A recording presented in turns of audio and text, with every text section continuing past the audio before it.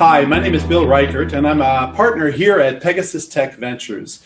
And today we're going to talk about the art of raising capital, how to win the hearts and minds of investors. Now, if you want to win the hearts and minds of investors, you got to start with Human Anatomy 101. So what do I mean by this?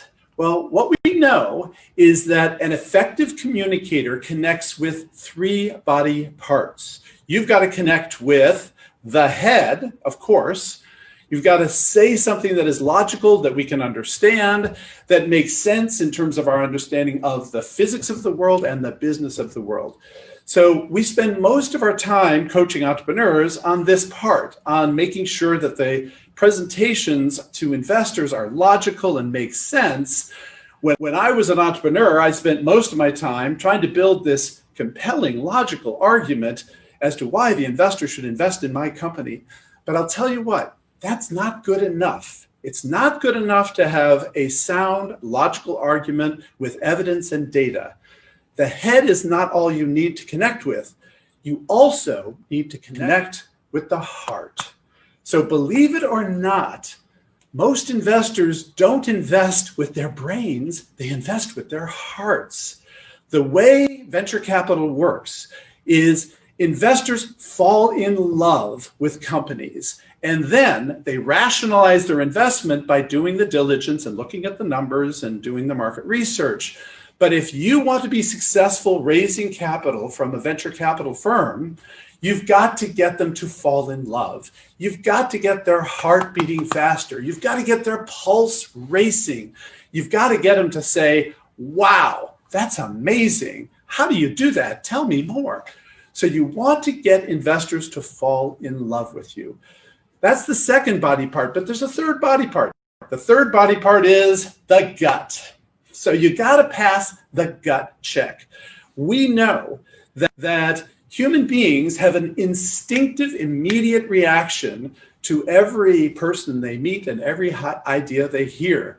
We immediately categorize people and ideas into things we trust and believe, or don't trust and don't believe. So sometimes entrepreneurs, they get a little overenthusiastic, they get a little carried away, they tend to exaggerate, they come on a little too strong, and they alienate investors. They don't pass the gut check. The reaction is, I want to run away from this entrepreneur rather than I want to spend more time with this entrepreneur. So those are the three body parts you got to connect with: the head, the heart, and the gut. So now, which one do you think is the most important?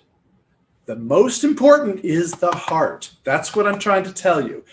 You got to connect with the brain, but you also got to get them to fall in love. And so that's why we're going to talk about the top 10 rules for winning the hearts and minds of investors. So rule number one is you've got to stand out. So this goes back to getting them to fall in love. It's not good enough to have a good enough presentation, to have a good enough idea, to have good enough financials. You've got to stand out. Now, a lot of entrepreneurs were raised to believe that, you shouldn't brag, you shouldn't, be immodest. But I will tell you, if you want to get venture capital, you've got to stand out. High confidence is way more exciting than false modesty. So now the question is, how do you stand out? How do you get to wow? The way you get to wow is you've got to make sure first you are clear about what it is your business is doing. Amazingly, a lot of entrepreneurs are not very good at communicating clearly even what they're doing. I can't believe how many times I've listened to a pitch and halfway through the pitch, I'm still thinking, what do these guys do? So make sure right at the front end, you are clear about what your business is. But that's not good enough. You also have to be compelling. You've got to make sure that what you are offering is 10 times better than anyone else. It's 1/10 the cost. It lasts 5 times longer. You've got to have a compelling value proposition that is going to cause your customers to fall in love with your product and with your company. That's what gets investors to fall in love and want to invest. You've got to have a compelling value proposition. But then third, you've got to be credible. As I said before, entrepreneurs have a tendency to be very optimistic and may tend to exaggerate. If you exaggerate, then maybe you're going to destroy your credibility. We're not going to trust what you were saying. So we want evidence that what you're saying is true in order to be credible. So be clear, be compelling, be credible. Be clear connects with the head. Be compelling gets my heart beating faster. Be credible passes the gut check. So that's the key to getting to wow. And getting to wow is the key to standing out, separating yourself from the pack of all of those other entrepreneurs that are pitching to VCs, standing out above the rest of the entrepreneur competition. Rule number 2 is you got to get your fundamentals right. When you're starting up a company, it's really important that you get things done in the right way. If we come across a company that's just kind of a mess in terms of the way it was set up, we're going to walk away. So what are the fundamentals you got to make sure you get right? One is you got to make sure you and your co-founders set up your stock allocations and restrictions in just the right way. So the way you distribute stock and the protections you put on your founder's stock are really important. Second, we want to make sure that you're paying attention to your intellectual property.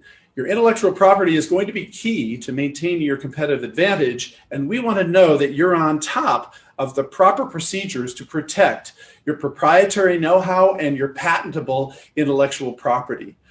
Third, we want to make sure that you've set up your company legally, correctly in compliance with local, state, federal, and other laws. So we want to make sure that you've done the right job of staying in compliance with all the laws that you have to stay in compliance with. And then last, when you bring people on, generally entrepreneurs, when you're in startup mode, you bring in contractors and advisors and part-time help. You've got to make sure that you paper that all correctly. You have the correct contracts and relationships with your contractors so that you own all of the intellectual property. So you created some residual liabilities that are going to get you into trouble later. So I know you don't want to have to worry about all these details of legal, administrative, compliance things. We know that's hard for you, and that's okay. Just make sure you get good counsel. Just make sure you get the right legal representation, a law firm that understands venture capital, that understands the issues that startup companies face to put your company together the right way. The third rule is you got to make sure you get your numbers right. So what are the numbers that you need to be paying attention to as an entrepreneur that we're going to be paying attention to as prospective investors? Well, these are the numbers that frequently entrepreneurs get wrong, that if you get wrong is going to hurt you when you're pitching to investors. First, you got to make sure that you size your market the right way. Don't go out there and Google, the auto parts industry, which is a $56 billion annual business, and say, because you've got some software for distributors, that you're going after a $56 billion industry. You're not. Make sure that you segment the market to carefully identify who your target customers are and size that market opportunity according to what you're really going to deliver. We have never seen a company fail because the market was too small. The reason companies fail is because they don't get enough customers.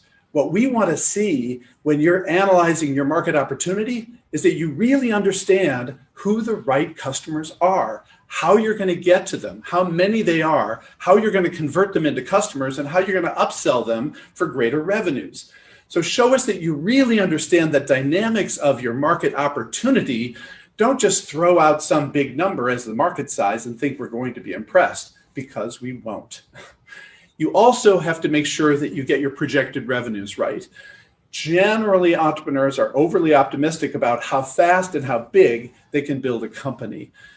Do the research on other successful companies and talk to people who know what it takes to scale a company. Be realistic. You can be optimistic, you can be aggressive, but still it's important you're not delusional about how big you can get your company, how quickly. The other thing that really traps entrepreneurs is misunderstanding their sales cycle. So we're investing in you as a business person, creating a business that's going to have economics associated with it. And that means you really have to understand your sales cycle and your unit economics. So show us that you have a deep understanding of what it takes to find and convert and get payment from customers. And we understand you understand the cost to acquire those customers and the value of those customers over time. Those are your unit economics. We're going to drill you on that. You better know what those numbers are. And then last, another number that's really important for you to understand is a fair valuation for your company. Frequently, entrepreneurs are way off on this. Frequently too high, often too low. Go do the research, find out what comparable companies are getting in the venture capital market, and make sure that your valuation expectations are in the right range, that you won't alienate investors when you talk about where you think your company should be valued. So that's the rule, get your numbers right. Rule number 4 is it's really important to build a high-performing team. So you'll hear this a lot from venture capitalists. We invest in teams. We're looking for a team that knows how to scale a company to being a successful big company. So what's the secret to building a high-performing team? Well, there are a few different secrets, but some key secrets are, first of all, make sure that you build a team of leaders. You know, frequently entrepreneurs think they're the leaders and they should go hire followers. Well, that's not right, because if every decision has to be made by you, you're never going to scale your company. You need to be able to push decision-making out to the edge. That means you need to be able to hire people who have leadership capabilities. So hire a team of leaders, give them leadership responsibility, and make sure they take responsibility for leading in their particular domain. The other thing you want to see in your team is alignment across the team. You may have just great talent, they may be superstars, but if people aren't aligned in terms of the mission of your company, the vision of your company, the values of your company, and the norms with which you operate, then you're going to wind up with inefficiency and chaos inside the organization. People doing all sorts of different things that are not aligned with your mission and targets. So make sure you line people up behind a shared mission and shared values and norms. And then last, it's really important when you bring on this team of leaders and you get them all aligned behind you, that you listen to everyone. So everyone should be heard, because again, you want the expertise and leadership to be at the edge. And so if you don't listen to the people who are at the edge, who are with the customers, who are out in the field, you're not going to know what's going on out there. So listen to everyone, give everyone a voice, give them the opportunity to share their intelligence with you on what's the best decision to be made. And now the challenge for entrepreneurs is, if you get a lot of high achieving individuals who like to be heard and you're in meetings trying to make decisions, you're going to get disagreement. You're going to get disagreement. That's okay. You do not want to suppress disagreement. You don't want to crush other people's ideas. You want to listen to them and bring them up on top of the table. Then you discuss, then you come to a decision, and then what you have to make sure is that everybody commits to that decision. So some people call this the mantra of disagree, then commit. You can disagree, you can voice a different point of view, you can express your opinion, but once the team has come to a decision, you've got to commit. So if somebody sabotages a decision because they said they disagreed with it, then you got to get them off the bus. People, once they come onto the team, once you make a commitment, you've got to stick with that commitment. So that's the key to building high-performing teams, and building a high-performing team is critical to getting investment from venture capital firms. The 5th rule, this is a little bit different. The 5th rule is you got to learn how to steal. Now, my partners cringe when I tell this to entrepreneurs. You know, Bill, do you really want to tell them to steal? No. But what I mean by this is it is important for you to be scanning the world looking for the best ideas that are going to be relevant for your business. So think about Steve Jobs and Apple as an example, right? So think about Apple. Apple is considered one of the most innovative companies in the world. But what did Apple invent? Apple did not invent the microcomputer. Apple did not invent the mouse. Apple didn't invent the GUI interface. Apple did not invent the MP3 player. Apple did not invent the smartphone. Apple did not invent the tablet. Apple did not invent the smartwatch. What did Apple invent? Apple has not invented products. What they've done is they've borrowed from other technologies, integrated technologies together into new products that are innovative products that have taken over the world. So you don't have to be an inventor. You don't have to come up with everything yourself. Scan the world for the best ideas, for the best technologies, for the best approaches, for the best business models, and borrow them and apply them in your own unique particular way. That's fine. That's okay.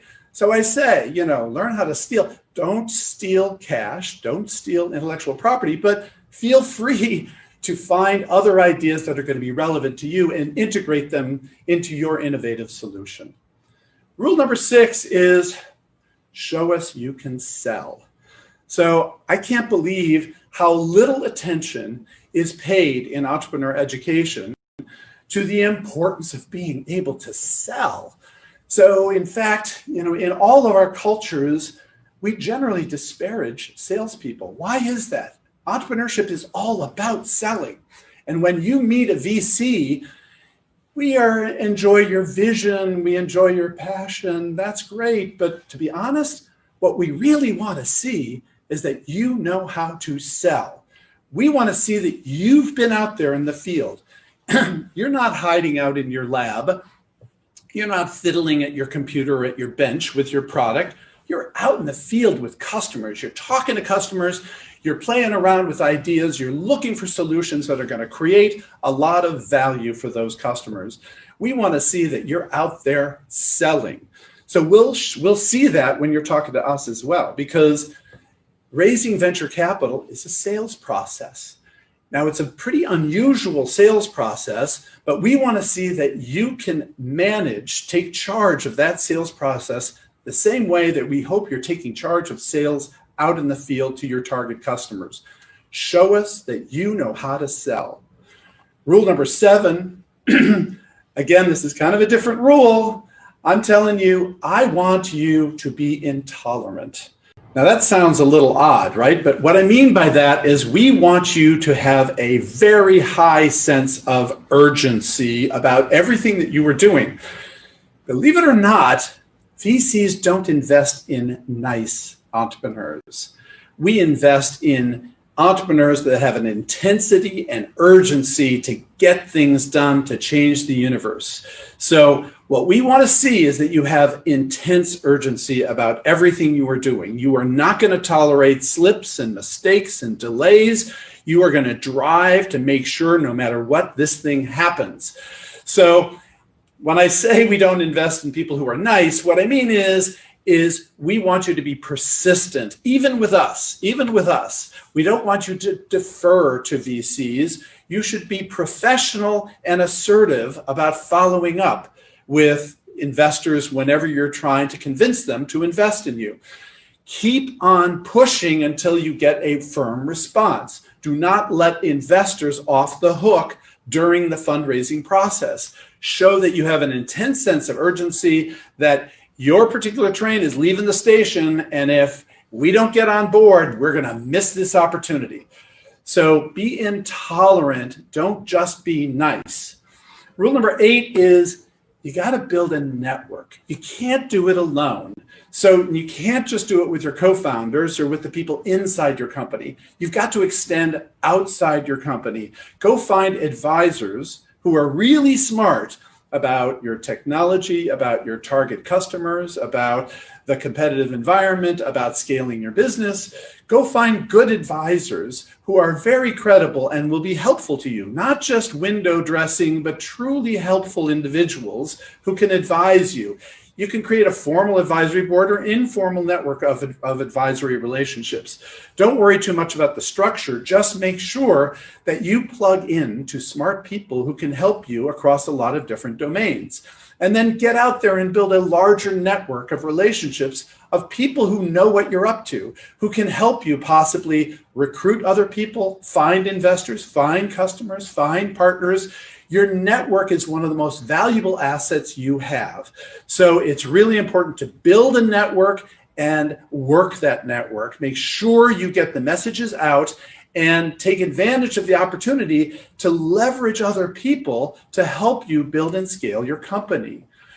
Rule number 9 then is, as you build your network, as you connect with investors, turn us into evangelists. So how do you turn an investor into an evangelist? The trick is to make sure that you have a wow that we resonate with.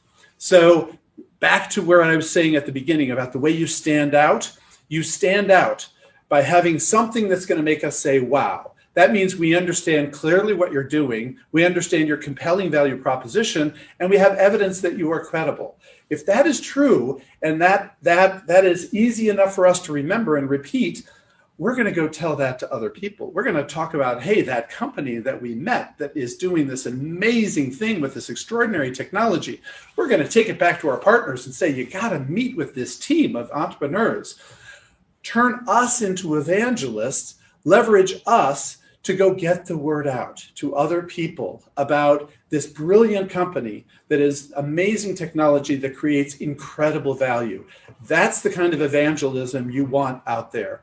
And then rule number 10 is it's important to focus on creating value, not on making money. Now, this may sound contrary because, probably everybody's told you those VCs, they want to make a bunch of money. That's the whole business of venture capital. Yes, it is true. We have an obligation to generate outsized returns to our limited partners.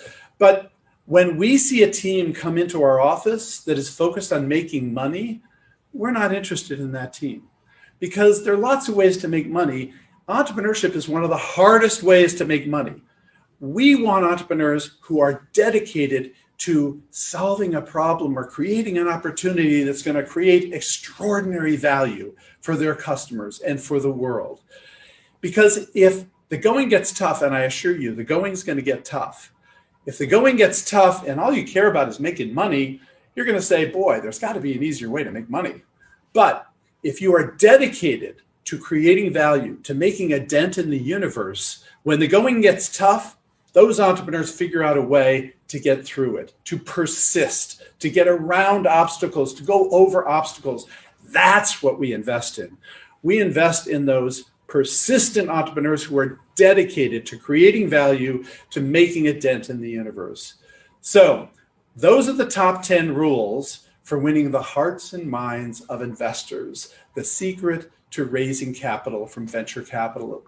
1, you got to stand out. You got to get to wow. 2, you got to get your fundamentals right. Set the company up the right way. Get good legal counsel to make sure you're in compliance. 3, get your numbers right. Make sure you understand your market opportunity and your sales projections and your unit economics. 4, build a high-performing team of leaders. Build out a team of people who can all contribute to scaling your company. 5, be an innovator, not an inventor. Be open to other ideas and how you can incorporate them into your innovation. 6, make sure you show us how you can sell. 7, build a network and work it. 8, be intolerant of delays. Show a high, intense sense of urgency.